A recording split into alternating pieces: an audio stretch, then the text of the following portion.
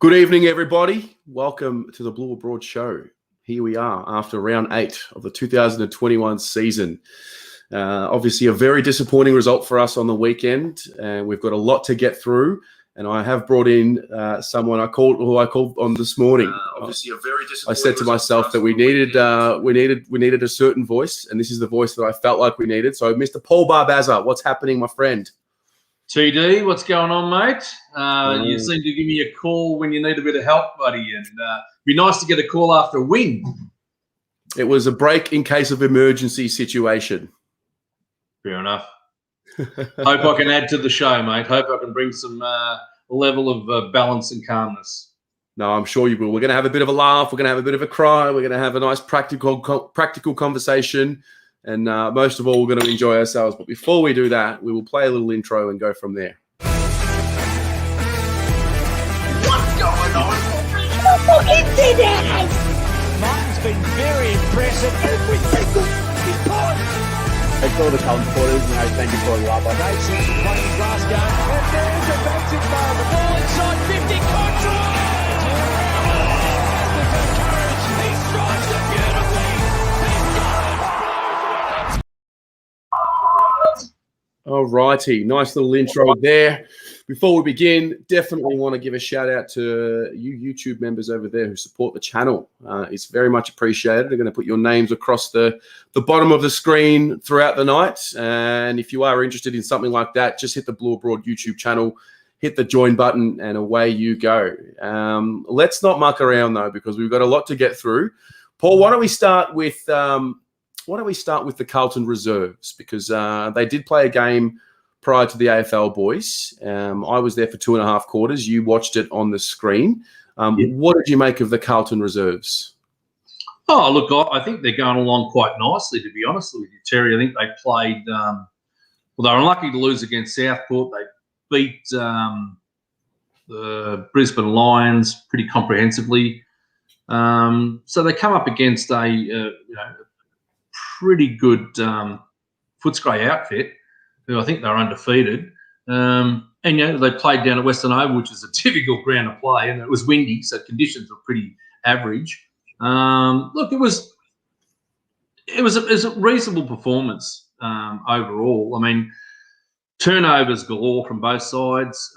They lost Ugle-Hagan early, and I think they lost someone else later in the game. We lost a bloke called Waller. I think his name's Waller. In the third, he's a Carlton VFL listed player. So, I mean, overall, we came home hard in the match. I think we're 5 goals down in the last quarter, and I think we drew level, and then they kicked the last 3, which was disappointing. But overall, the performance was, pretty good. Yeah, like I said, I got the first 2.5 quarters. I thought at that point, from what I had seen, I mean, we were 2 goals. I think we were 2 goals 10 when I left. We just couldn't convert. Yeah. And from what I saw at the time, I remember saying to myself, well, TDK looked solid. He just looked like a class above. I thought Durden's pressure was great. He had 7 tackles when I had left, which was halfway through the third. And I thought Setterfield was okay. I'm always looking at Willow in the VFL just because, I think he's better than what the reserves level is. I found myself getting a little frustrated at times with him. He was missing targets. I'm not sure how he finished the game, but those were the 3 for me that stood out in terms of notable performances. Did you have anyone else in mind that you were impressed with? I was very impressed with Durden. I think he's gone along really, really well. Tom De Koning, I see him as we all know he's a good prospect, and I think he's knocking on the door. I thought Newman was quite good. And 2 weeks back in the reserves, does he come back in the seniors? He's an accumulator, so he's a senior player. He can certainly accumulate the ball behind the ball and deliver it. So he'd be one I'd be looking at. And, I thought Honey was quite good. Mm-hmm. And I'd also be looking at him to replace Jack Silvani. If we don't have McGovern and Jack Silvani, there'd be no reason why you couldn't look at someone like Josh Honey to come into the side. Probably those 3 impressed me. In terms of midfield, Dow, Setterfield, Kennedy, they all got plenty of it. But, Terry, to me, they're I don't know, they don't look like the AFL standard midfielder has got to have has got to have class, has got to be able to run both ways, and they've got to play accountable footy. I'm not sure that those three fit the bill just yet. They might come into play if Cripps and or Williams are not fit to play next weekend. That's a possibility. But in terms of their games, I've watched Dow and Setterfield the last few weeks. I know Dow played last week in the seniors and then got injured, but the week before he played against the Brisbane Lions. And in patches, he shows the Paddy Dow brand of footy, bursting through and that sort of stuff. Setterfield, I don't know. I don't see Setterfield as an inside mid. I know a lot of people want him to play inside mid, but you trusting him to play inside mid against the big bodies in the AFL? Well, I saw him play that defensive wing role on Sunday a little bit more. I thought he was grooming himself to be an inside mid. I thought that's where he started. I'm sure you're right. I think that's where they eventually would like to get him, but I don't feel like he's got the bulk to actually play inside mid, I guess. Yeah. I mean, I remember him being one of our, if not our most improved player last year, and his ability to be clean in traffic and get the handball out to a runner was impressive. But I think we'll get to the conversation about just the amount of inside mids we seemingly have who play elsewhere and positionally where we're looking to do something a little different. But yeah, it's a bit disappointing to see him after 8 rounds in the AFL still in the reserves, to be honest. I had high hopes for him. Absolutely had high hopes for him. I thought he'd be one that we would get a lot of improvement out of. And here we find ourselves, with Setterfield in the reserves. Not the place to be, but, if he's got to go back there and learn aspects of the game that his coach and coaches are not happy with, well, that's what you've got to do. That's what you've got to do.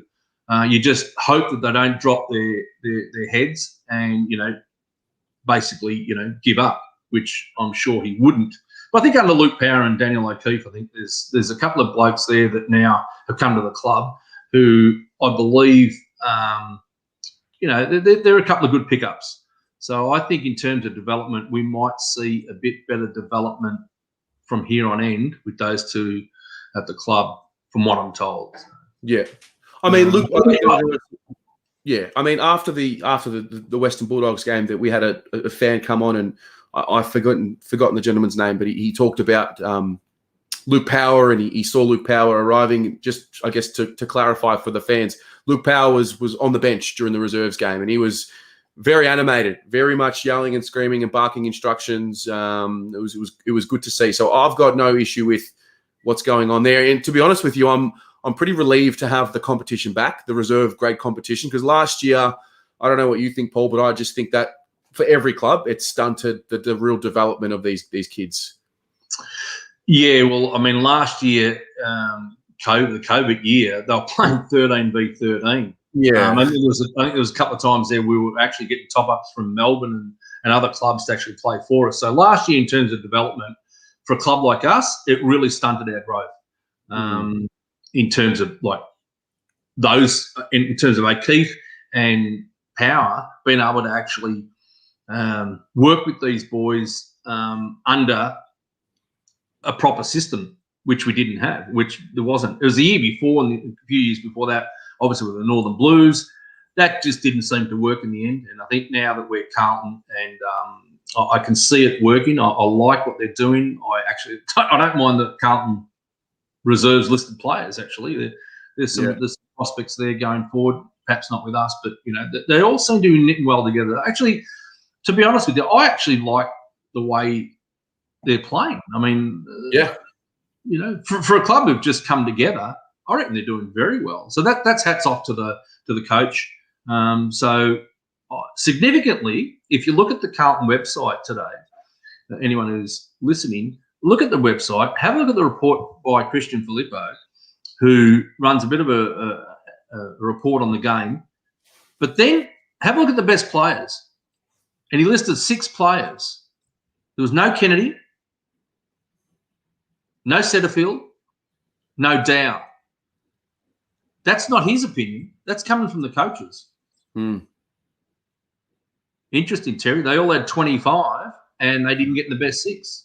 Yeah, very interesting. I mean, I felt the same from what I saw, which obviously was limited. And I felt the same. I think I mentioned the three guys that stood out for me, but I just didn't feel like those midfielders used it well. And I think when you watch them, especially Setterfield and Dow, I mean, Kennedy's usually, he's winning a lot of the ball at reserves grade, and we sort of have come to learn what we're going to get with Kennedy once he comes up to the ones. But Dow, I think we're all just still waiting. Look, it's a tough one, mate. But it's concerning that neither of those three players, who were all reasonably high draft picks in their year, I think Kennedy went mid-teens. I think. You would expect at that level. I would expect them to be absolutely taking that competition and tearing it apart. But look, they're getting the ball 25 times or whatever. That's what you would expect, wouldn't you? But you'd expect actually a little bit more. You'd expect them to stand out, and I don't see them standing out. That's a little bit of a concern. Now, what are they asked to be? What boxes are they asked to go back and tick off? Well, I'm not privy to that. Yeah, it's very interesting. It's very, very interesting. But I am enjoying having. I am grateful to have it back and to be able to. Yeah, me too. Yeah, me too. I agree. It is exciting, even though we are obviously a little frustrated of what's happening. But the fact that we do have the club back to normal is something I think we all just need to be reminded of. So I think it's a good segue into the next item on the agenda, and I'm going to play a little clip because we found some footage. This is a piss take, by the way, for you watching at home. We found some footage of the common lounge room of the Carlton supporters before we start talking about this game. Is this the process? Is this the fucking process? Is this the process? Is this it? A 3-man in the back? Is this the fucking process, blood? You pussios! All of you get the fuck up my club! All of you! Look at this! The man is by himself! All by himself! I've had enough of this shit, Zor! I've had enough! I've had enough, blood! I've had enough! I've said it! I fucking said it! Oh! Oh! To be honest, I don't think everyone was that angry. I think it was more disappointment. I wasn't angry. I 27 points up late the third. I was never comfortable, and that's my feeling was I was never comfortable. I was actually wishing they'd kick another one or two, us, and that might have put it to bed.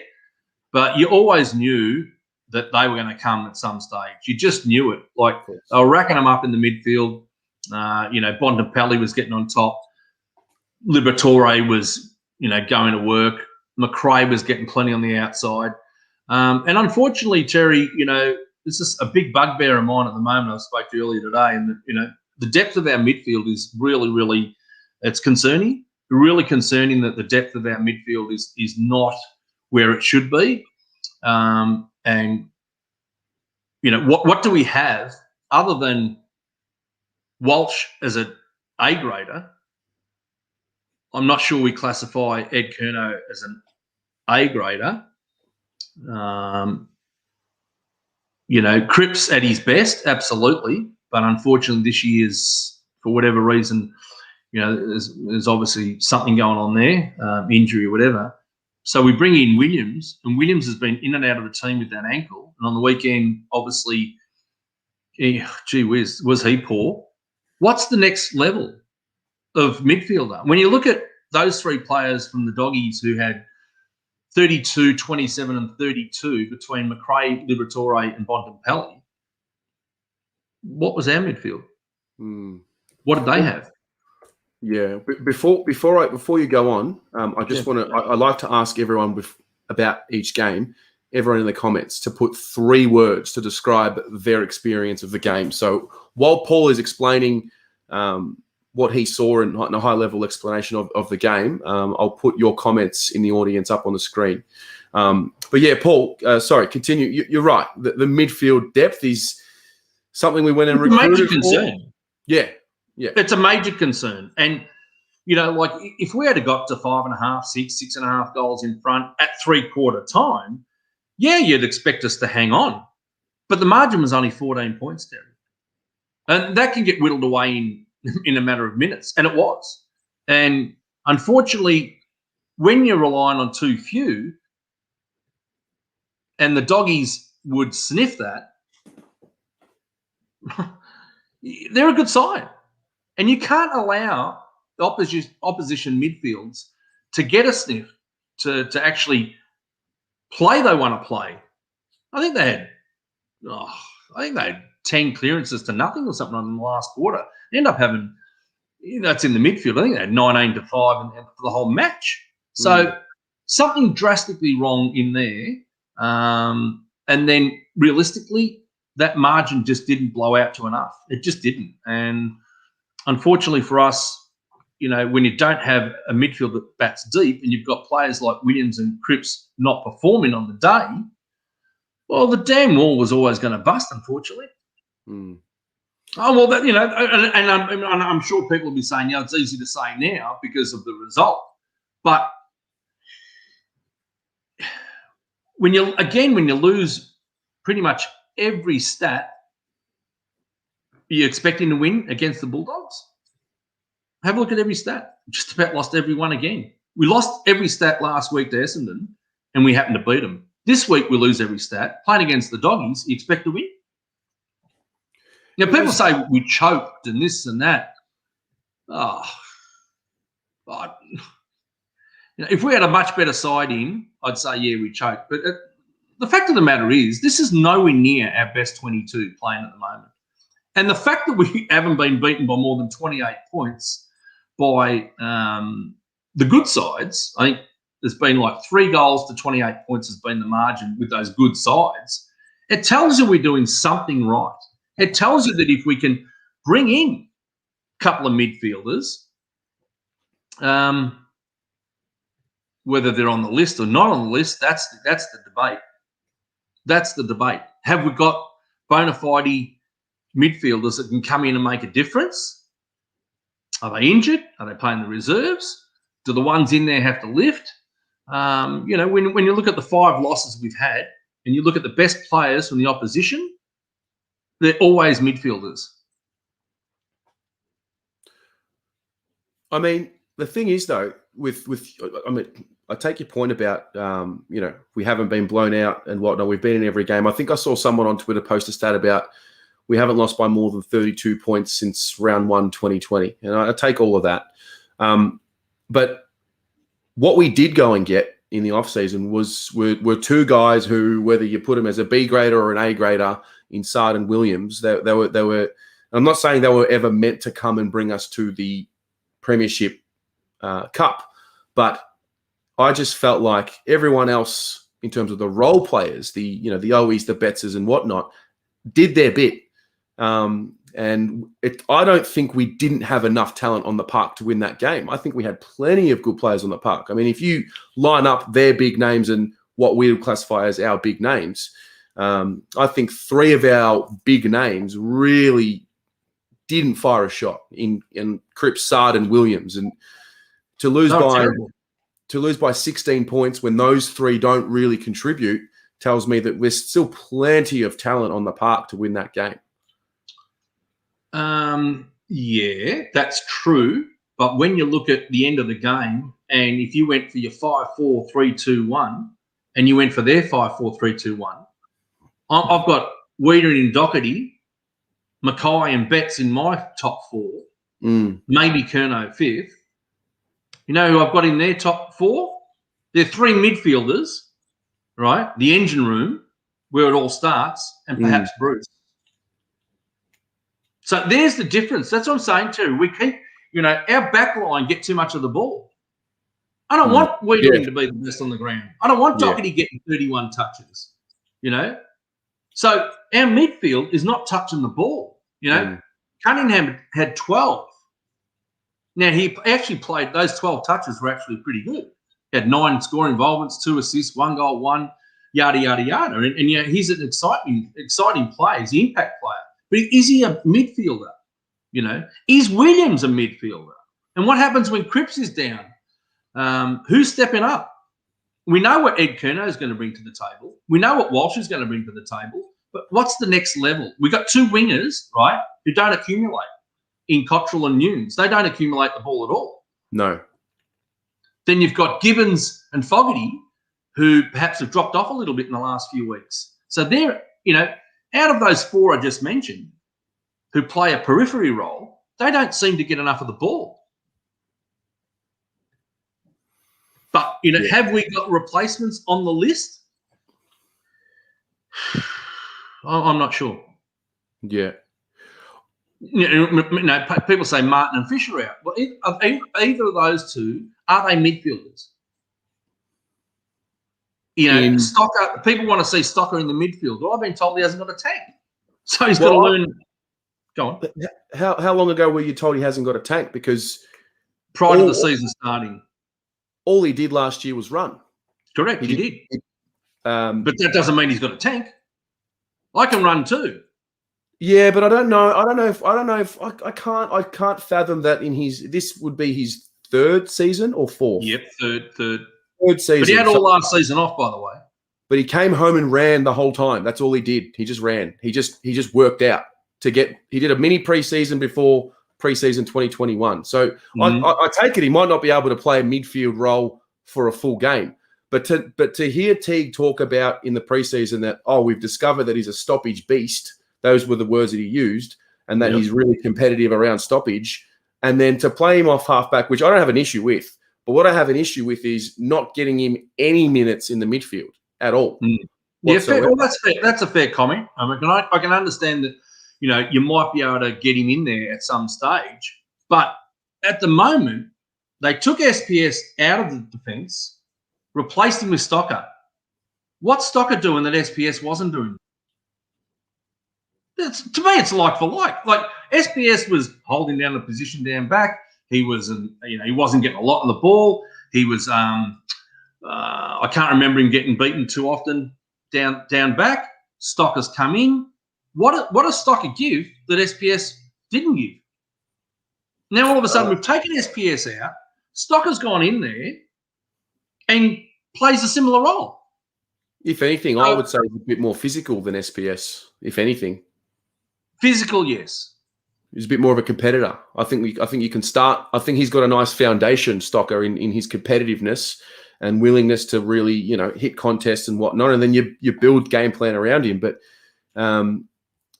it's probably a good segue to the next point, because it seems like we have 9 midfielders that we can't play in the midfield. But you want to name them? Because I'm not sure that any of them are midfielders. As in from when they were recruited to the club? I don't care about when they were recruited, how they were recruited, what they were recruited for. I'm talking about right now, would you put your life on any of them being AFL bona fide midfielders, AFL standard? Absolutely. As in to develop, to put them in and work with them as midfielders. Yeah, and you think they will get there in the end? Stocker 100%. Okay. 100%. 100% he'll be an inside mid for the next 200 games. 100%. Couldn't be more confident of anything in my life. Right. But I think what's again. Wait, you continue. I think what's you said we've got 9 blokes. We've got 9 blokes who were drafted as midfielders who have moved into a different position because of whatever reason, whether they're not good enough or whether we're using a versatile game plan mentality with our coaching staff. Whatever the reason is, they're not that role anymore, and they go into the VFL or the reserves. They play in the guts. Paddy Dow will go play in the guts. Setterfield will go play in the guts. Kennedy will go play in the guts. They'll come up to AFL level and not play in the guts, and that's my point about. They're midfielders when they're in the reserves, but they're not inside midfielders when or on ball instead of stoppage when they're at the AFL level. And that's my frustration. Yeah, I've got real concerns and doubts about who you're labelling as are going to be AFL midfielders for us going forward. Well, if we put that seed of doubt in their mind and we tell them Murphy, Curnow, and the like are better than them, and we don't actually see them there, how would we know? Setterfield pretty much played midfield all last year, didn't he? And you said he got most improved. Setterfield this year, was great. I thought Setterfield was fine as a but for midfielder some last year. reason, they've seen something in Setterfield this year that they don't like, and he's had to go back to the reserves. Absolutely, I don't think his work rate is anywhere near, or his desperation isn't anywhere as near as what it was last year. I also don't think he's playing the same role as what he was last year. What's his running capacity like in today's game? You know, you've got to be a runner. You know, you've got to run 14, 15 Ks in a game to be a midfielder. Can Dow do it? Can Stocker do it? Can Setterfield do it? Who else? Who else you want to run through this midfield? Can Williams do it? Like, I've got huge doubts about midfield and and the players we've got on the list. Now, I hope that they all succeed. At the moment, I've got some doubts, some genuine doubts. Yeah. I hope that they've gone back to the reserves and they can build on their whatever they've gone back to build on. And, you know, Dow's played plenty of midfield minutes, but he played them, right, when he was a baby, when he first came into the side at 18, 19. So let's not say that they haven't played midfield. They played midfield when they were very, very young. Have we wrecked them? Did we play them too early? SPS played plenty of midfield when Bolton was there, you know. So when we say that and that's not a bad thing, by the way. If you listen to, I watched a program on Foxhole the other night called One Night in Brisbane, and it was about the Richmond victory last year. And I listened to Jack Rewalt and Dimmer Hardwick speak about their assistant coaches and coaches got together and said, we need to find a few roles for these players. They can't be just wingers or halfback flankers or midfielders or whatever. So they send them back to the reserves and they add a layer to their game and have. So when they come into the seniors, they might have to be a winger. Yeah, they might have come into the system as a halfback flanker for argument's sake, but they need them as a winger or they need them as a forward and they play him back or whatever it may be. So the weapons that they have is that they've actually gone back and asked players to play in roles that they're not comfortable in, but they think that they can play them. You know, coaches see something in a player and they will play him in a role saying, no, you've got these attributes. We want you to go back and we want you to play this particular role. Because we think when you come into the seniors, yeah, we might have you in the midfield, but during a game or next week or whenever, you might have to play a different role. So I think it's a good weapon to have that Stocker starts down back, next year comes into the midfield, and so on and so forth. You know, that you have different layers to your game and you're not pigeonholed in one area of the game. Of course, the game requires you to be versatile. I'm with you on that.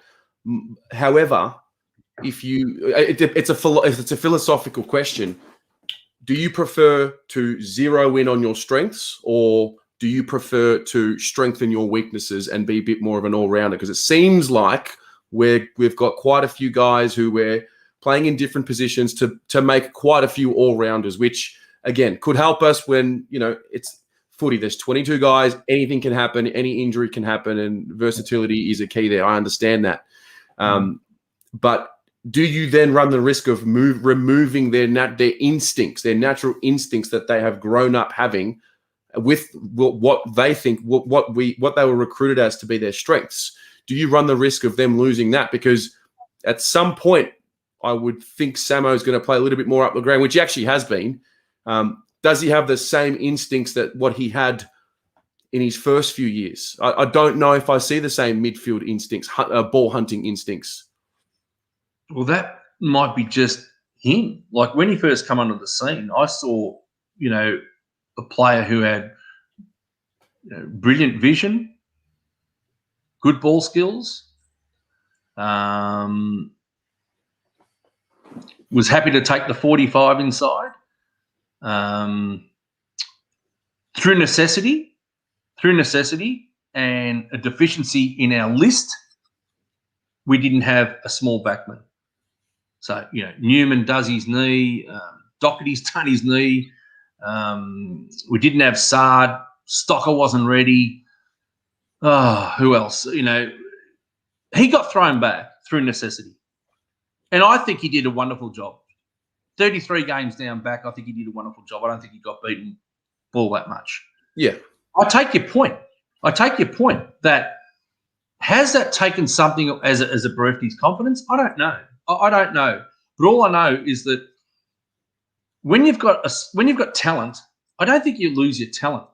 So then he gets pushed up the ground, plays off a wing. Maybe it's not his role. Plays a little bit midfield.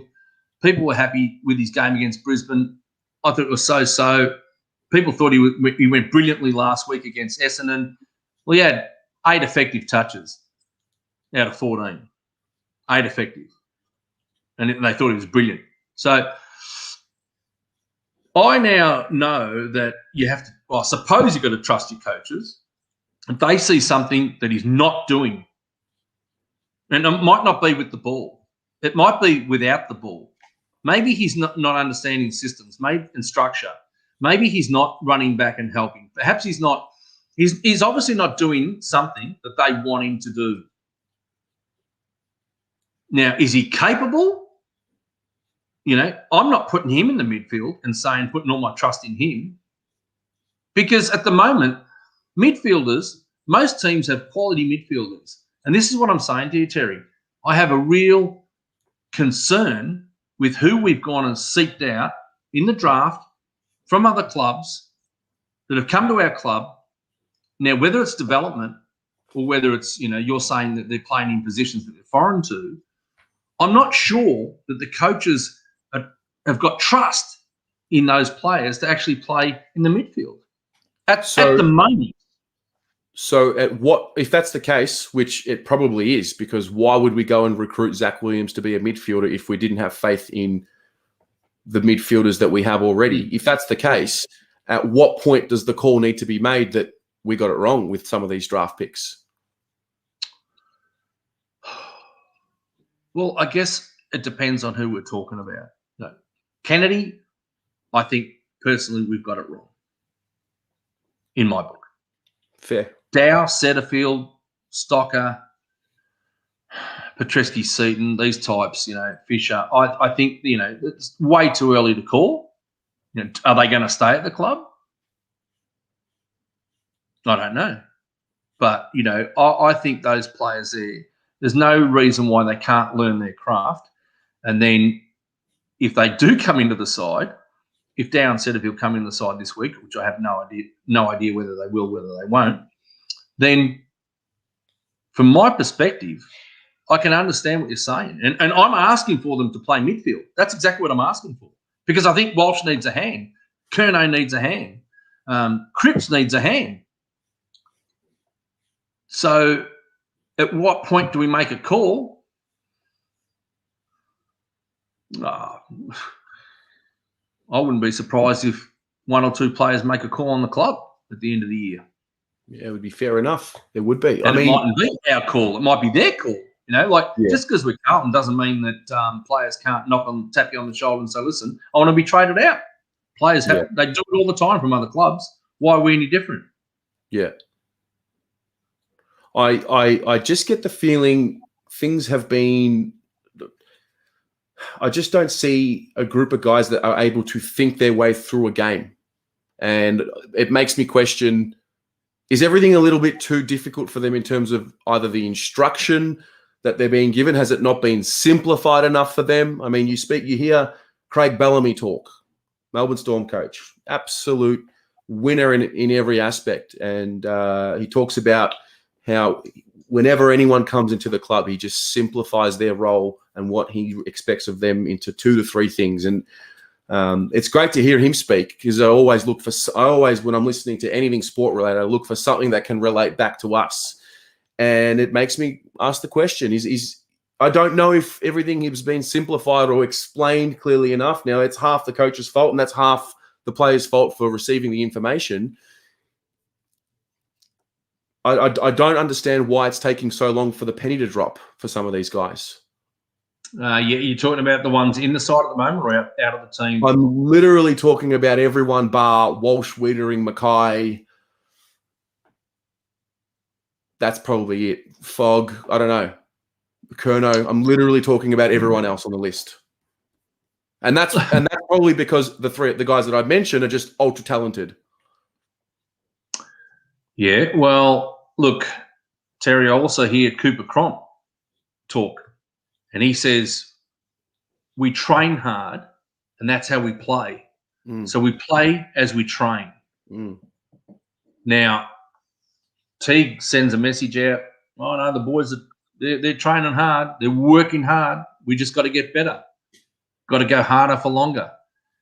And again, you know, I don't want to sound like a broken record, but I'm sorry to say I just don't think we have the quality of midfield that can match it with the big boys at the moment. And, you know, we can match it with Essendon. We can match it with, you know, the Gold Coast and Freos.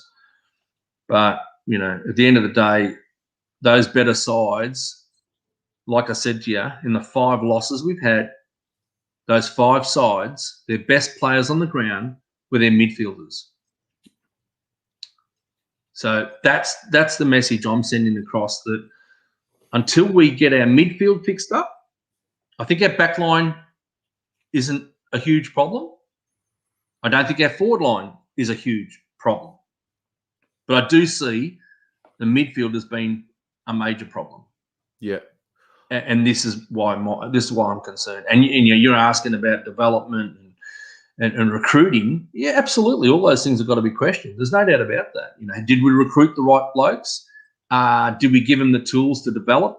Yeah, absolutely. All this can be questioned. You can question assistant coaches, which I believe I would say, if I'm a betting man, I'd say there's going to be a couple that won't have a job next year at our club. I can say that very confidently, very confidently. So I think people can rest easy that there will definitely be a few changes in that respect. Yeah. I wouldn't be making a move on the coach just quietly. No, nor would I. I mean, I think that's ludicrous, to be honest. Yeah, 100%. I've been saying it pretty much all year. I want to see Teague with the group that can actually help him. I actually think he's one of Teague's strengths is his ability to delegate. Which, if we remember Rats back in the day, one of the things he criticised himself for was that he took it all on himself. He wasn't able to lead by delegating, and I actually think that's one of Teague's strengths, working together with others. Well, it's interesting, Terry, because like every week you hear him say he believes in the group. He believes in the group, right? Now, this is twofold. That's fine for him to say that. But does the group believe in each other, and does the group believe in themselves? Do the group believe in what they're being told? There's another facet. Now, if he says he believes in the group is the list, not just the 22 playing. So if he says he believes in the group, and then you've got players playing the reserves that people out here think should be playing in the seniors, well, is his belief as strong as what he believes in? Do you believe in the group? And everyone at home, put a yes or no in the comments. Do you believe in this list that we have at the moment? Not the whole list, no. Yeah, no. I've got some concerns. I've got some concerns, and I can't be, concerned. I can't believe the whole list, because I know there's going to be 6 or 7 changes at the end of the year. Yeah. I reckon, Casbolt, Betts, Murphy, big chance all 3 will go. I don't believe in Kennedy. I don't believe in, a couple others. So, there's a good chance, there might be 1 or 2 put their hands up and what they want to be traded. So I don't believe in the whole list.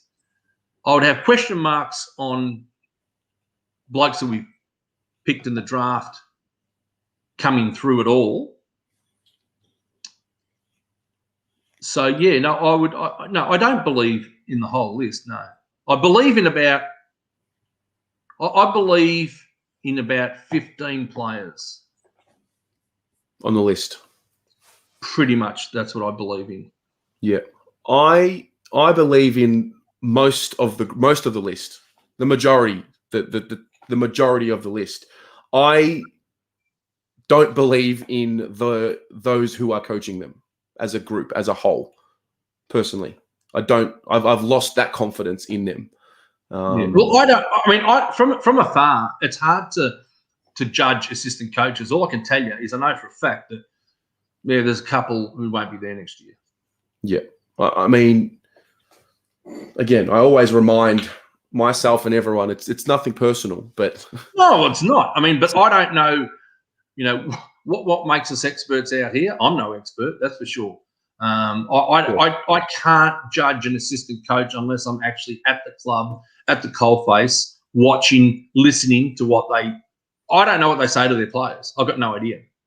can you judge an assistant coach based on a 4 to 5 year window of the line that they are responsible for and the development that has happened in that line? Terry, I think we've got rid of 60, 70 players in that time. And this is another issue that we have at the moment is that, players that are playing with each other, sure, they've been training all over summer, but in actual continuity, cohesion, chemistry that these players have together at the moment, they haven't been together for long enough. And, what they're doing, almost what they're doing is, I'm not going to say beyond expectations because that would be ridiculous. Yeah. Absolutely ridiculous. But what they're doing is that slowly but surely, ever so slowly, the penny will drop at some stage. The second half of the year, who knows, if we get a few players back, the second half of the year might be better than the first, and it needs to be. It really needs to be. Absolutely. But unfortunately, people out here haven't got time. They don't have patience. And, who's won 3 out of the last 4 grand finals? One side. Not 4 different sides, one side. So when you think about that, you think, well, every side's trying to win the cup, but only one side's won it 3 times out of the last 4 years. So what? Everyone else has been a failure. What do they say? The old Carlton adage was, if you don't win it, come in second, you may as well come last. Now, people want to see us in the finals. I understand that. I get that, right? But you don't want to pop your head in and then pop your head back out again. Once you make it, you want to be there. You want to be at Geelong that pops their head in every year. Now, they're not winning grand finals. I think they popped their head in the finals how many times, but they're not winning grand finals. Is that failure? They probably think they're failing. But, right now, coming from a Carlton perspective, we'd love to pop our heads in, year in, year out, not win a grand final, but at least we're making finals. At least we're a chance. But so many sides, when you look at the Freo's been in the competition for how long? They haven't won a grand final, mate. They started from fresh. GWS haven't won a grand final. Gold Coast haven't won a grand final. Melbourne hasn't won one since 64. Essendon, when was the last time they won a flag? 2000. And the list goes on. North Melbourne. There's been plenty of sides who are not doing well and haven't done well for many years. St Kilda, 1 flag in their lifetime, 66. Now, I'm not saying that we have to become like those teams. I don't want it. Trust me, that's not what I'm saying. It's just this is a tough competition. Of course. 18 sides. Of course. And everyone's striving to get better every year. And we're coming from a low base. We really are. And we've made some inroads. People who say that we're not improving, I disagree. I disagree that we're not improving. From when? From whenever you want to talk about. I mean, clearly we've improved from the shit show that was 2018 and whatnot, obviously. But what about from last year? We've had 2 months of the season, so we've had a solid sample size of this year. I don't know, it might be too early to ask the question, but for you and for those of you at home, like from what you've seen in the first 2 months of the 2021 season, across the board, do you see improvement on a high level from last year? Probably not on a high level, but last year, Terry, you got to understand. Last year under COVID, 17 games were played. They were played, with restrictions. Right, 16-minute quarters. The game was very defensive. There was no high scoring. There's been a rule change which has allowed a little bit more free ball. So last year, comparing last year to this year, I know we had plenty of games there that we lost by a kick or so. And did that send us into a false sense of security? Did that make us think that all of a sudden that this year we're just going to make the 8? Well, I can tell you, I'm not sure if you had me on the program earlier in the year. I had us down winning 10 games and not making the 8. That was my expectation from this crew this year. That's what I thought. 10 games. If we got to 10 games, that's about on par where I thought we'd be, and probably not make the 8. And we obviously wouldn't make the 8. That's what I thought. The club's coming out and they've announced, no, our expectations are we're going to play finals. And right here we find ourselves 3 and 5. Where do you think we'd be after 8 rounds? Where did I think? How many wins, losses? 4-4 minimum is what I would 4-4 with 3-5. We're one game away from what you thought. We're probably one game away from what I thought. We're one game away from where I have our expectations to be. There you go. Yep. Because we've played 4 of the, I would say the 4 of the 5 losses. Collingwood is not playing finals this year. 4 of the rest of them that we've lost to, I think, will play finals this year. Yeah, between 3 and 4.5 goals, and we haven't had our best side on the park all year by a long stretch. Mm. So there's upside there. There is upside on the list. Yes, but of course there is. In terms of it, hey? No, of course there is. Yes, of course there is upside. But when are we going to get them? Are we going to get a few of them back in the next few weeks in the second half? I'm not sure. I don't know. I hope that there's a few coming back. Fisher, Martin, Newman, Tom DeConning, predominantly those 4. I'm not sure we'll see Charlie. I'm not sure that we'll those 4. So I mean, Charlie. Charlie's a hard one because we just don't know what to expect. He's missed a lot. Yeah.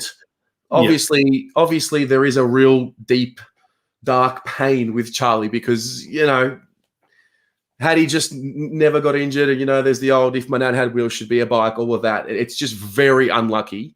The reality is he's on the list. He's part of what we pay on the salary cap and all of that. It's just very unlucky. I don't know what to expect from him this year. Fisher, Martin, TDK. They're probably the 3 that I would definitely say you put him in. They're going to make us a better side.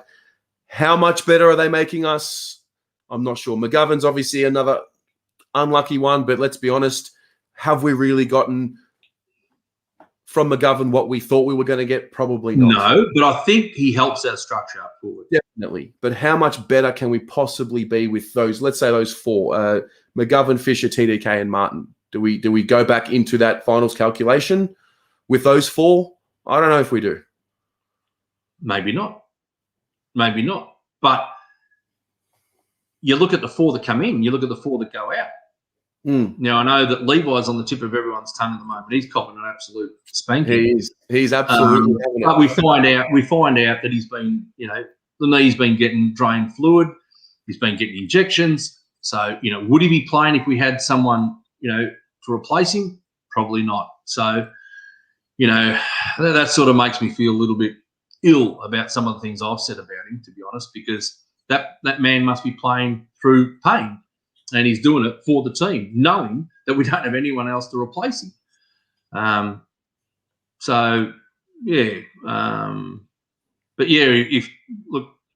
Should he be playing then?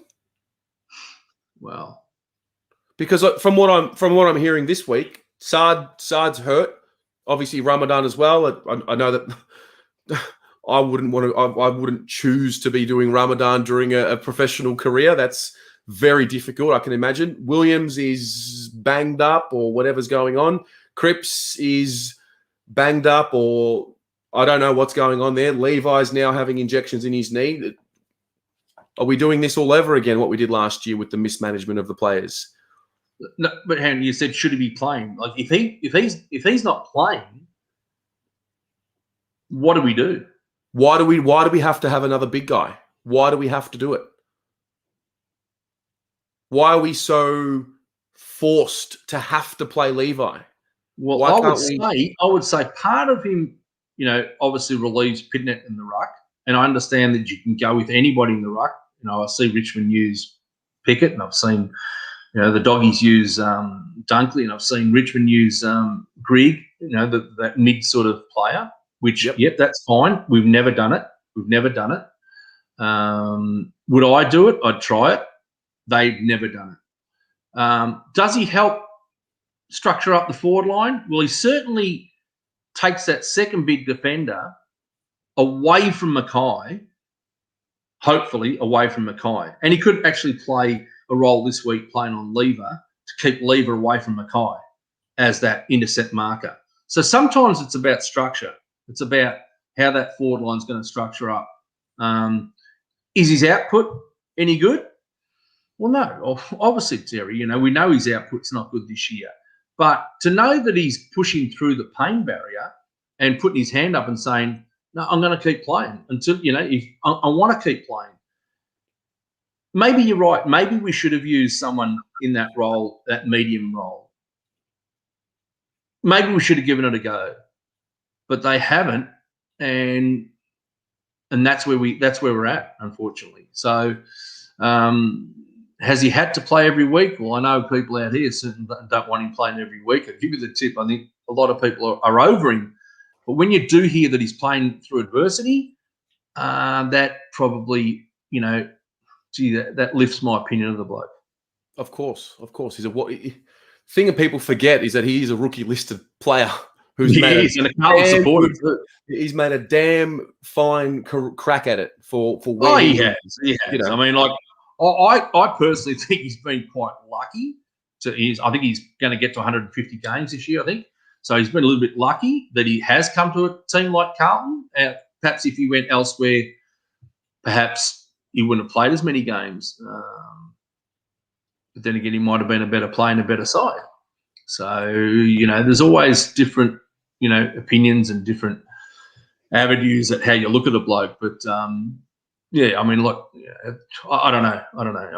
I just see our major problem as, I keep coming back to midfield because that's where I see as the major issue. Yep. All right. Let's put some votes in. You guys at home, please put your 1, your 2, and your 3 votes in. Paul? What have you got as your Wiedering 3, I thought he was outstanding. Took Norton to the cleaners. Just another scalp. I think Wiedering was absolutely outstanding. 2 votes for his 5 goals. Eddie Betts was the Eddie Betts of old. The crowd were up and about. It was fantastic to see. And 1 vote, I thought, not that I want to see Doherty having 31 touches, because that just probably means that the ball's up there a fair bit. But, I thought he was, he played a fairly good game. And he's copped a bit of heat too. I'm not sure why in his defending. So I thought he was quite good. So. Yeah, I thought he played with the real spirit, energy on Sunday. I agree. Yeah. I certainly think Mackay's second half, absolutely. And Ed Curnow throughout the whole match. But, Ed was pretty much running with Bont there for a while too, so Bont got off the chain. So, like I said, not happy with where we're at in terms of midfield. Yeah, sound like a broken record, Terry, tonight. Well, that's the life of a Carlton supporter, I think. There's going to be a conversation tonight on the mainstream about the Carlton contract situations, Harry and Cripps. I think we'll start with Cripps because I was not entertaining anyone telling me anything about Cripps leaving, all the language coming from him. He was on the Dill Buckley podcast, the way he spoke about it there. And Kane Little mentioned earlier this year, I believe it was before the Collingwood game, that it was imminent and when discussions were fruitful. Rocco said before the season to me that he wanted Cripps to show real leadership and sign and announce it. We're at round 9 this week. We've got Petrarca who signed on with the D's. We've got Toby Green signed on with the Giants. I'm now starting to ask the question, like, if I'm a player and I'm in that huddle and Cripps is giving me, the rev up speech, am I now 100% confident that he's committed to the club and the cause? And basically the question is, are you still confident that he's going to stay? Where are you at? And is it a distraction? You asking me or are you asking the viewers? You and everyone in the audience. Is it a distraction now that our captain hasn't signed?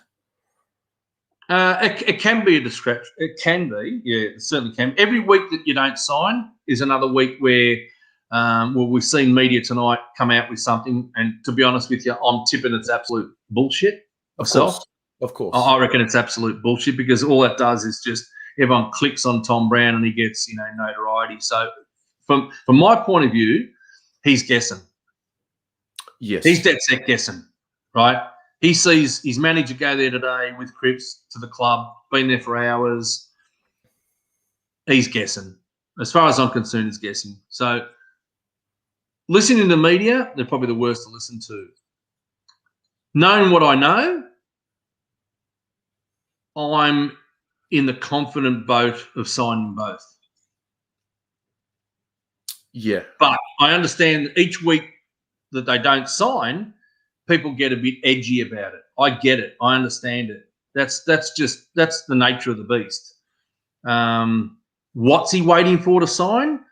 Well, maybe he wants 5 or 6 years. Maybe the money's not the issue. Maybe it's the longevity of the contract. Maybe Carlton have put 4 in front of him. He's wanting 5 or 6, and Carlton saying, no. You cop 4. We can't afford to put 5 or 6 in front of you. So that might be the sticking point there. As for Harry, well, yeah, we know clubs are going to come after him. Absolutely, this will be Harry's first big extension, right? Yeah, yeah. See, it's going to be difficult. It's going to be difficult, Terry, because I'm sure he can get more at another club. I'm sure he can. I get it. And if he wants to leave, my view always, if you don't want to play for the club that you're at, then leave. That's my view. The club is bigger than the individual, and life will go on, right? As long as you're well compensated, we can find other players from other clubs, whatever it may be, right? That's my take on it. Do I want to lose Harry Mackay? Not a chance. I don't want to lose him, right? What are other clubs going to do? Well, they're going to come, and they're going to come hard. It's going to be basically up to Harry. But I know for a fact the club will not be held to ransom. Now, the club might have erred a little bit in giving McGovern too much and Sard perhaps too much and Williams too much. And, Cripper's been on a fair deal for quite some time, which has been vindicated, by the way. They're going to need to renegotiate Walsh and Weeding, the players you mentioned before, as being, top players. They're going to have to renegotiate. So you've got to be very, very careful moving forward what you do with these players. Now, Harry deserves more money. I don't know what he's on, but he deserves decent money. Like he's the Coleman, leader at the moment.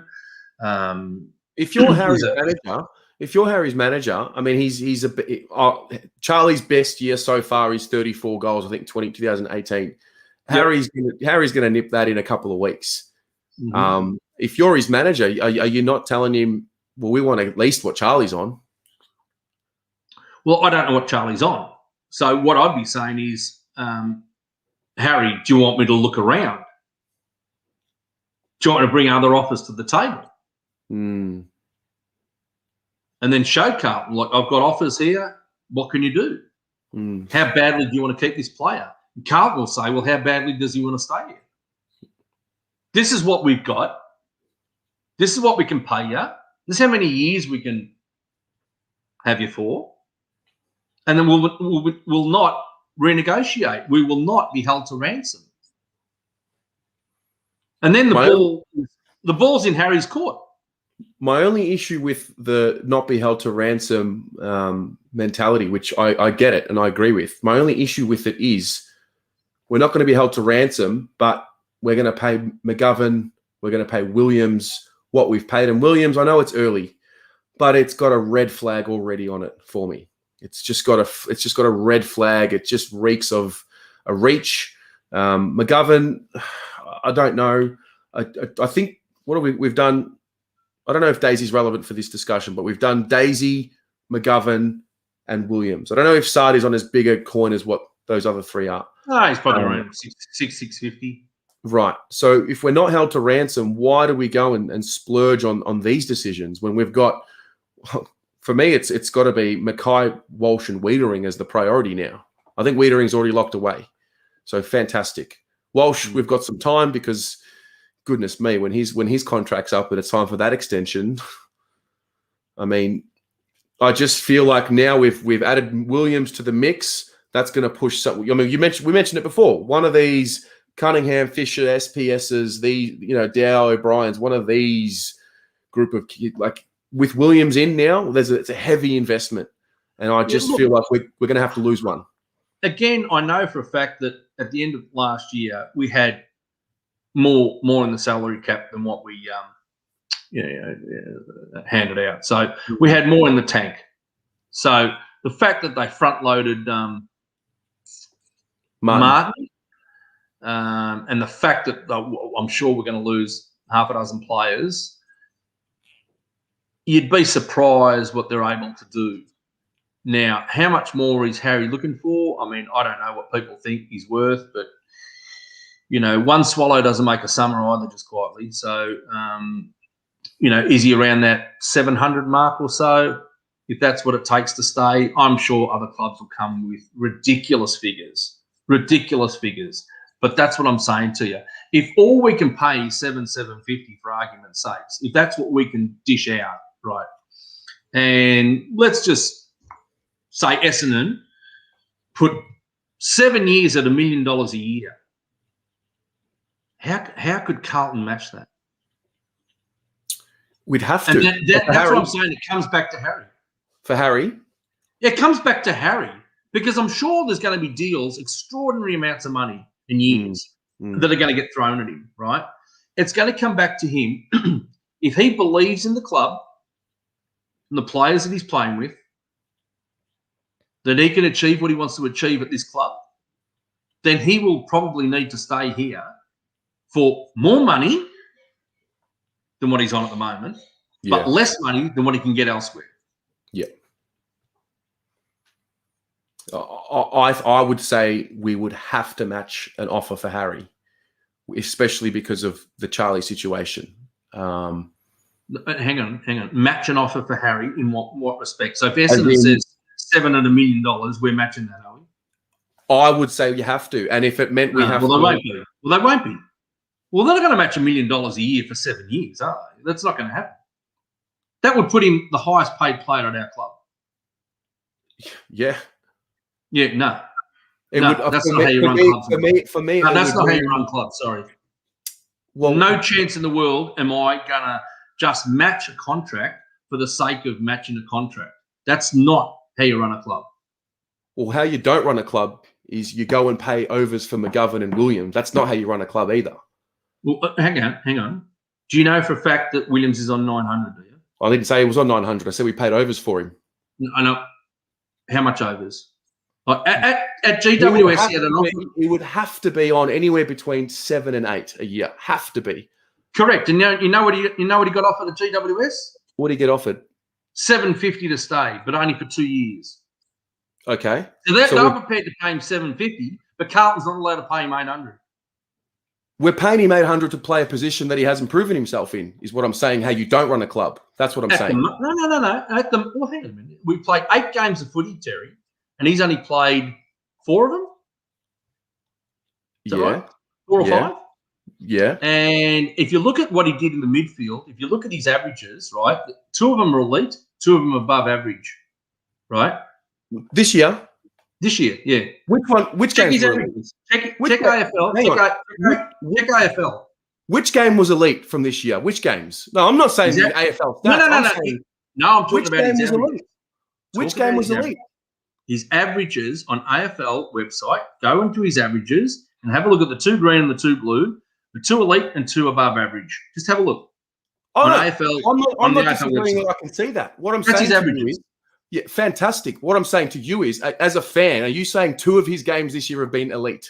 You're satisfied? I'm saying his averages, right, are showing 2 elite and 2 above average. Not 2 games. His average for the year, which I think he's only played 4 or 5 matches, right? His performance yesterday was absolutely ridiculous. What he did, but has he had injuries this year? Come on, Paul. Has he? Come on. Oh, has he? Come on. 9 touches. Paddy Dow gets dropped for having 9 touches. It was terrible, Terry. I have already said that. But you're judging on a bloke on 5 games of football that has come to a new club, right? And all of a sudden we're judging him on 5 games of footy. No, Is that what we're doing? Or should we give him the whole year and the whole of next year? You know what? At the end of the day, he ain't going anywhere. So we're stuck with him. No. The discussion wasn't about that. The discussion is how to not run a club. And what we were talking about was not paying overs for guys like McGovern and Williams. That's how you don't run a club. Because when the Harry situation arises, you get stuck because of what you've done in the past. That's what the discussion was. That's what we're talking about. Do you think he's a good player? Who? Williams. I think Williams is a good player, yes. Good. Do I think how much do you think you should have paid him at the end of the last to get him at Carlton? How much do you reckon you should have paid him? No more than what he was already on. So it's about $750. He was on $750 beforehand. That's what he was beforehand. That's what was put in front of him.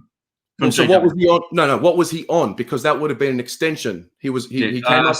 Well, I believe it was less than that. I don't think he's worth any more than what he was being paid previously at the Giants, and that was as a halfback flanker. Mm. Well, that may be the case. He might end up playing halfback flank for Carlton too. But at the moment, they want to play midfield, right? Is he performing? Well, according to the averages, he's there or thereabouts. According to you, well, if we're going to look at the blue and the green on the AFL stats website, Paul, what are we doing? Because I can find stats that say we're looking rosy. You can always find a stat that works in your favour, always. Okay, and you can find stats that work against you too. I just think people are jumping on his back way too early. And this is what happens, though. I'll tell you, this is what happens. This is what happens at the moment. When people all of a sudden hear Carlton are going to play finals this year, everyone runs to buy a membership. Everyone wants to be involved, right? The minute things go pear-shaped, you're getting slammed after every single loss. That's not true. I hear it. I read it. After every single loss, we're getting slammed by the media, by our supporters. We increased our membership. Unbelievable. We increased our membership by 15% after winning 2 games in 2018. We weren't promised finals in 2019. We still signed up. Yeah, no, we've been signing up. We've been signing up for years. We haven't been signing up because we think we're playing finals. Oh well, this year they gave out the free memberships, haven't they? Yeah, they had the promotion, sign a friend up. Yeah, we might have got an extra 10 or 15,000. So realistically, we should be down mid-60s, but we got 81 and they promoted. What I'm saying to you is that the vitriol that our club gets after a loss is over the top. Major overreactions. Major. But it goes on day in, day out, week in, week out. I've already said numerous times what I think we need to do. Now, that probably can't be fixed this year. Maybe, maybe not. So they have to go out at the end of the year and have a look for, and that they're mindful of what they need too. So if they're going to look for an extra midfielder or two, dead set midfielder, not a halfback flanker come midfielder, right? But he's still a good player. So to have him on the list, whether he plays midfield or halfback flank, I believe he'll be an asset for us when he gets his body right. Now, you don't want to talk about his injury. I want to talk, that's fine. That's fine. I'm going to give the bloke a chance. And this is the problem. We're not giving people a chance. We're just jumping at shadows sometimes. And so he's sore. I don't know what it is. They mentioned what's an ankle? What's an ankle? It was an ankle. So how much does the discussion move to how well prepared is he from, okay, Saturday you play the game, you're up and about, everyone's playing on a Friday, Saturday, Sunday. At what point can you question his availability throughout the week to get his body where it needs to be? Because they're all sore. Everyone's sore. Oh, well, they passed fitness test. He got passed and put in a woeful performance. Terrible. So how can we then go from he passed a fitness test to we've got to give him a break because he's injured? But he passed a fitness test, but he's injured. But he's on 700 to 800, whatever it is, K a year. Like the money shouldn't come into it. Why not? Well, it shouldn't. Why not? Why? I'll tell you why it should, personally, because you have $10 million in a salary cap to spend on your list. If you dedicate, let's say he's on, let's go the lower end of the scale, 700. Whatever. What's that? That's a big chunk of your salary cap. That's X amount of your salary cap that you dedicate to one player. And you get that output when you've got a guy like a Fogarty who's giving you a different output for less. Of course the pressure has to come. It's a key investment. It's a key investment from the football club. Of course there has to be pressure. How are we going to sit through him averaging less than 20 touches this year? How? Judging him on 4 or 5 games of footy. No. I'm not judging him on 4 or 5 games. I was saying at the that's end what he's of, played. That's what he's played, though, Terry. Oh, So- why are we having this discussion about him anyway? because we Let him said, lead me the league. you've forgotten, because the discussion was about how to not I'm manage the 56, club. mate. I'm 56, Terry. You've got to give me some leeway. No, the reason why we're talking about this is because the discussion was about how to not manage a football club. And I talked about overplaying players and then the Harry Mackay situation. Okay. So the McGovern contract came with a different regime, I believe, right? Stephen Silvani was at the helm. He was in charge of negotiating. He's no longer there, right? Would Nick Austin have negotiated that? No idea. Are we paying him too much? Absolutely. But the bloke can't. He's another one. Can't get on the park, right? Saad, I'm not interested in talking about. I think he's a good player, and the money he's on is fair and reasonable. Williams is the one that you said stands out like dog's balls, and it probably does at the moment because everyone keeps talking 900, but nobody knows exactly what he's on, right? Everyone keeps throwing up 900. It could be 750, it could be 785, it could be 800, whatever it is, right? It's marquee money. But the fact, put it in the marquee money basket. correct, spot on. So, and Martin, we went and paid a fair bit of money for, front loaded it. I don't know what he averages a year, probably around that 700 mark, something like that. The average. What, I don't know. Like I think we front loaded him $2 million last year or something like that, didn't we? I'm not sure. Yeah, I think we put 3.5 over 4 years or something like that. So he's averaging around the 700 mark too. Are we going to go down that path and saying that also he's not worth his money? We can judge each and every person if you want, but you won't get anywhere until these players play continually, year after year after year. But when you say that we've paid overs, it looks like overs now. At the moment, it looks like a little bit of overs, right? McGovern, we can absolutely be certain that it was overs. Williams, not so much. We don't know yet. We don't know yet. He's got, what is it? Was it a 4 or 5 year deal for Williams? There was a few years there, yeah. So we don't know yet. I mean, I personally hate talking about contracts, to be honest with you, because it's not really any of our business, what they're getting paid. The club will do what they think is fit, and they won't be held to ransom. And like you said, whatever other clubs come with Harry with, we should be matching. You said that, yeah? So he's the one you match, I think. Absolutely. But if the club can't afford to match it, how do we match it? If we can't, there's always a way to afford to match it. You bite your tongue and you get rid of the bad contracts that you've brought into the club. There's always a way. Yeah, well, okay. You'd pay Harry $1 million. You'd pay Harry $1 million.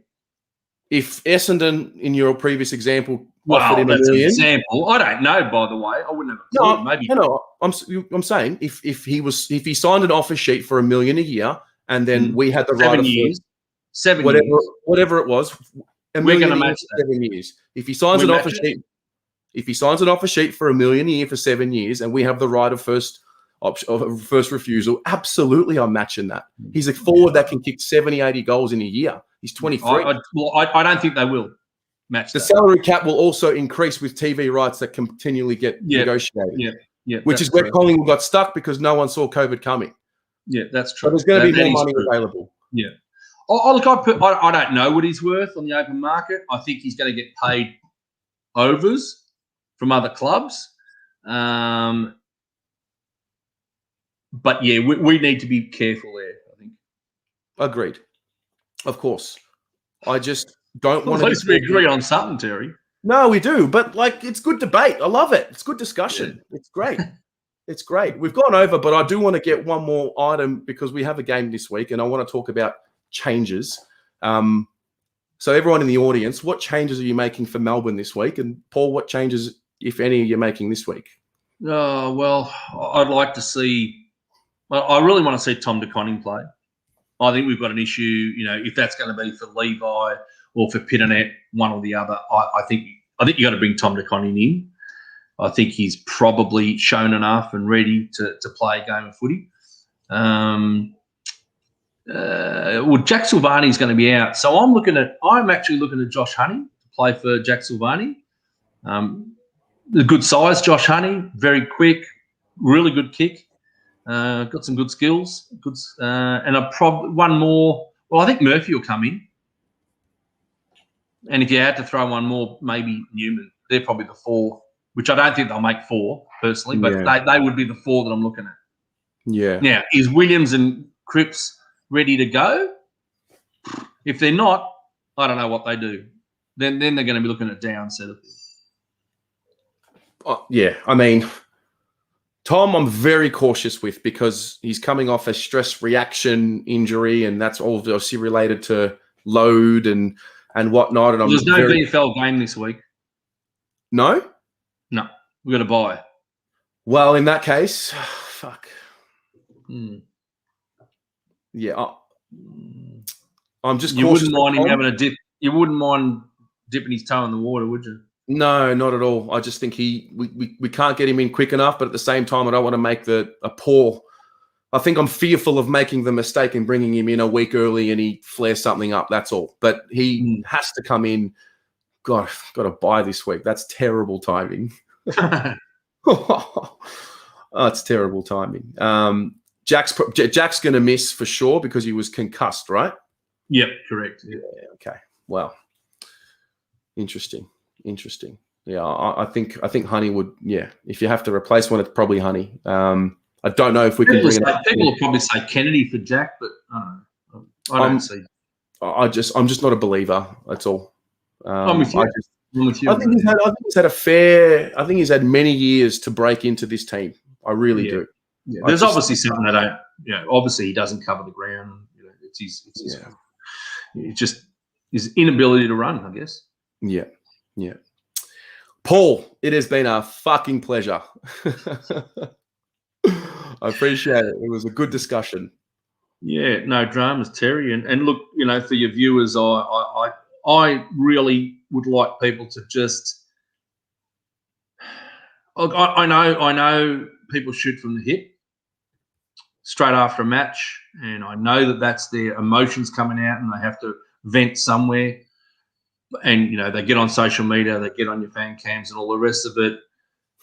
Just have to be a little bit mindful to what you say. Might be best you go home, have a beer or two, relax. And I know you think differently. You think it's great that people come out and say what they have to say immediately. I'm not that person. I like to simmer on it. I like to watch a replay, jot down some notes, have a good look at it and see where we went wrong, where we went right.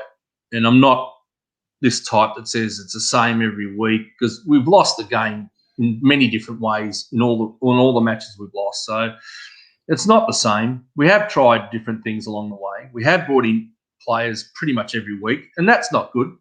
That's not good to bring in players every single week. We make changes every single week. I'd love a month where we had no change, to be honest. But that doesn't happen, Realistically, the game, it's played at 100 miles an hour and you're going to get collisions and you're going to get all sorts of different things happening, form, injury. But I would just let people know that, the old Bolton thing, it's never as good as it seems, it's never as bad as it seems. And as cliche as that is, it's a very good saying because, there was a lot of vitriol came to the club after we lost to Collingwood and we came out the next 2 weeks and won 2 matches in a row. As poor as we were against Collingwood. I think the poorest 2 matches were Collingwood and Port Adelaide. I think they were the 2 really poor matches this year. But every other match, I don't have a lot of issue with, to be honest, whether we won or lost.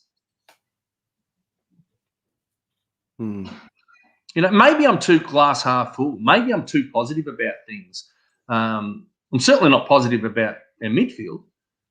But it's remarkable that without without a great midfield that were actually involved in games every single week. Yeah. Up to our eyeballs. There is definitely I think it's easy for someone like you to say to be patient. And the reason why I say that is because you've seen it. You've lived through the great glory days. And a lot of people who haven't are holding on to something that's a pipe dream. You know. We didn't win grand finals every year. No, but you won a grand final in your lifetime. And for plenty. Yeah. And I'm, mate, and you know my opinion about that. You know that Of course. I want you guys to experience what I've experienced in watching, you know, live winning grand finals. You know that. But trust me when I say this, not every year was a glory year when we were growing up. Of course. They simply weren't. You know, we went from 72 to 79 without winning one. We went from well, you know, that was about it. But, you know, we won grand finals in the 80s. Only won one grand final in the 90s, by the way. As good a team that 95 team was, let me say, they underachieved. People will find that a bit funny. But that team there was good enough to win a 3P, and they only won one. So, you know, when you look at things, you know, we won grand final in the 90s. I think we've only won one AFL grand final. We won 4 in the 80s. That was a good period. 3 in the 70s. But I'll tell you something, if we've got time, Terry, with what we used to do as a club, and I'm not sure if I'm proud to say this or not, to be honest with you, but when you look at what we did as a club in our halcyon years throughout the late 70s and 80s, when we knew the competition was catching up to us, we went and sought after players from other clubs. We went and sought after players from South Australia, Western Australia, paid them a shitload of money. There was no salary cap back then, by the way. No salary cap. So the rich got richer and survived, and the poor got poorer, and no players wanted to go and play there, right? So as much as we were a great club coming through, you know, you went and got Bradley, we went and got Kernahan, Dorotich, Bazusto, Hunter. We went and got Reece Jones, Diesel Williams, a whole host of players, you know, Greg Wells. You know, we got a lot of players from other clubs, Barry Mitchell, that they saw an opportunity. Come to Carlton, they're a top side, top 4 side. We've got the brass, we've got the money, we'll pay you. Now, am I proud to say that? Well, that's just the way it was back then. That's what it was. So, in essence, how did we become this powerhouse? We virtually paid to become the powerhouse. But now, you don't have that luxury. You've got a salary cap. You've got to have those confines now. And you've got to have things in place on and off the field that the players now want to come to your club. They wanted to come to Carlton back then because we put the shushka up. It makes the decisions nowadays a lot more precious to make. You have to get them right more than what you don't, because you pay. Absolutely. And you know, we're getting quite a few the GWS players that we've got into our club or have had into our club. That hasn't worked. That hasn't worked. So we went down that path. And that hasn't worked. Now we put the trust in Nick Austin, Nick Agresta, and both of those guys, they've got, you know, they come with pretty good. Well, I know Agresta's been there for a while, but Nick Austin comes with a lot of background of being able to, you know, build the side. Now, I'm not talking about rebuilding this club. No, but it's constantly changing. It's constant.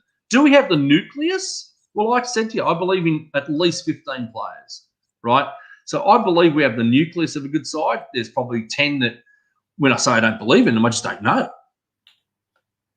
How can I believe in him if I don't know what they're like? I have no idea.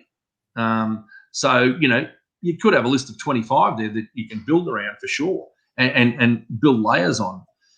But, I know you say that I've seen grand finals and I'm a little bit more blasé about it. Mate, I've got a daughter, same age as you, a little bit younger, who's seen absolutely nothing, who is she's at her wit's end at the moment, at her wit's end.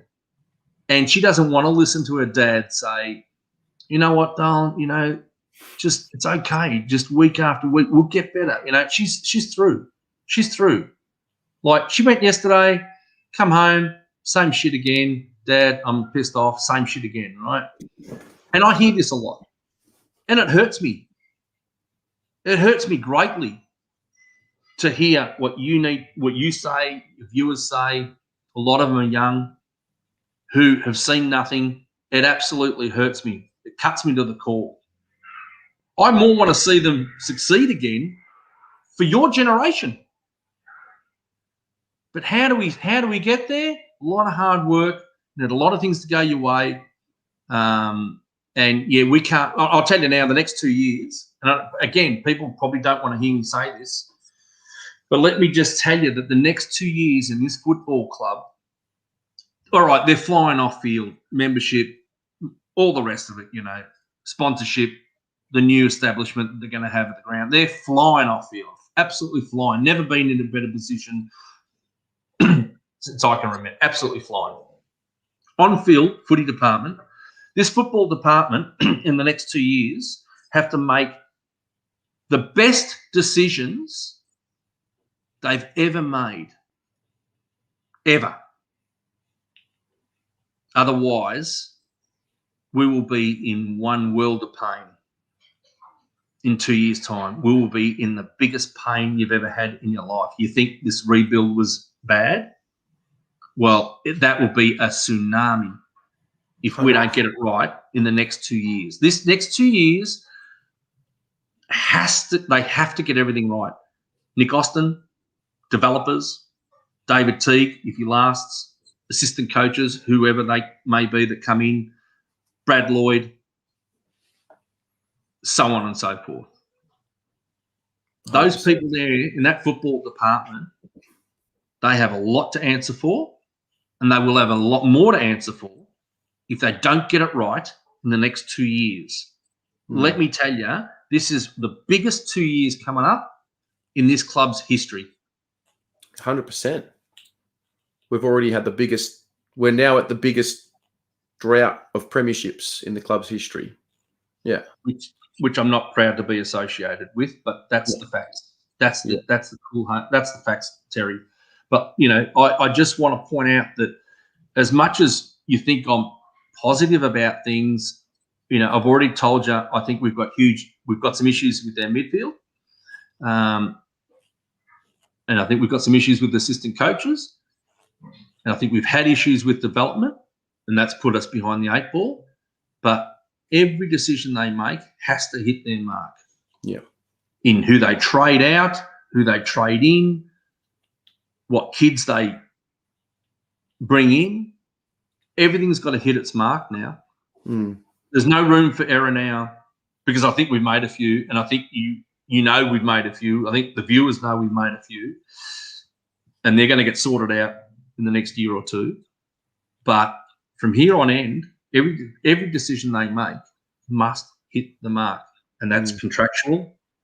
Like you said, contractual. They have to get that right. Have we paid a few overs? We may have. Jury out on a couple others, but everything they do from here on in must hit the mark. And where people will be impatient at the moment. They'll be saying, "Nah, I heard all that. 6 years in, we're no good." That's okay. They're entitled to their opinion. I'm hanging tough for the next 2 years. But if they don't make every post a winner, and we're not playing finals next year and the year after, if we are still lamenting around about where we are at the moment, I'm not sure where this club's headed. Facts. So I'm not. I know you probably think I'm positive, and and glass half full. No, I have reservations. Of course. No, you are. I speak to you and I talk to you because you are someone, and everyone listens to you because you are someone who has seen a lot. You're wise. You study the game in and out. You study the club, in and out. I don't necessarily. I mean, I think you're positive in certain aspects, but you're also very real in a lot of others as well. The realistic part is probably the part that hurts me the most. Yes. There's some facts that we can't deny, and being a realist sometimes, I wish I wasn't a realist. I wish I was in fairyland and thought it was all, bells and whistles, but it's not. It's not. There's a lot of hard work at that club to go, and like I said, we've had. You can't deny the fact that we've had some issues, with injury. Why? How? Oh, mate, I'm never going to go down there. It's too much for my brain to take in. But there's certainly been a lot of issues with injury, and that hasn't helped our cause. But you know what? As people say, every club has injuries. Yeah. It's just that they've been key post injuries, I guess, and not every team has a Charlie Kerner with X Factor that can't get on the park, and a Marchbank that's an intercept marker that can't get on the park, and then a few others along the way. And we had our captain out for 2 years, didn't we, with the back-to-back knee reconstructions, the ACLs, and Doherty. So things haven't gone our way, but I hope they're a resilient group. I hope they just dust themselves off. They had a chance on the weekend. They blew it. Yep, sure, they blew it. But they've got a weekend coming up against the D's who are flying. They'll expect to knock us over pretty easily. Let's see if we can surprise them. I don't know. Yeah. Well, I'm sure the viewers have enjoyed tonight. So definitely want to thank you for coming on. And you're right. I've got to get you one after a win, not a loss. Well, I've got my catch cry that the old woo that I'm not allowed to do unless we win. So yes, sir. Well, let's leave it there, Paul. We'll speak very soon. Have a great night. Thanks, Terry. Thanks for having us, and hopefully we didn't ramble on, and hopefully the viewers, had something to think about. Give them something to think about, and hopefully they just understand that. Just stick with them. The tide can turn. It can turn. I know they've heard it for too long. But and I'm not an ambassador of the footy club, by the way. I just say what's on my mind. I don't get paid. Correct. Good on you, mate. Good night, everybody. Thanks, Terry.